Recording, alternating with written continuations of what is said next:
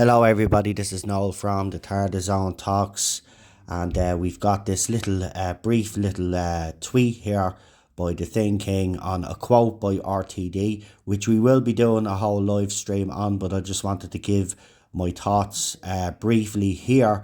So we don't know if there's a third series yet. Series 15 will go out in the summer in 2025, and then they'll decide it. The BBC will decide as well its future. But I'm happy to stay with it. I love it. It's more fun than anything else, RTD said. So the bottom line is this: as I've reported from the very beginning, no decision has been made on Doctor Who's future. Now, if you listen to RTD's comments, it doesn't actually really sound good for Doctor Who's future. But any decision on Doctor Who was going to be made in 2025, as I reported. Others out there have been telling you that production costs have been set aside, scripts were written, and this show had been renewed. It's a lie. Even RTD himself does not know. RTD, I would have to say, doesn't even know his own future. For me, if you want to rescue this show, you've got to sack RTD.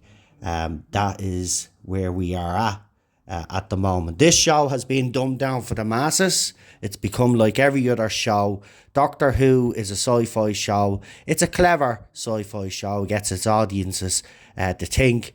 But what's happened here under RTD is that he has dumbed it down for the masses. It's kind of like watching a children's program rather than a family sci-fi show, as Doctor Who has done successfully well during its classic era, and indeed during RTD's first era and Stephen Moffat's era. But this show is under the wrong leader.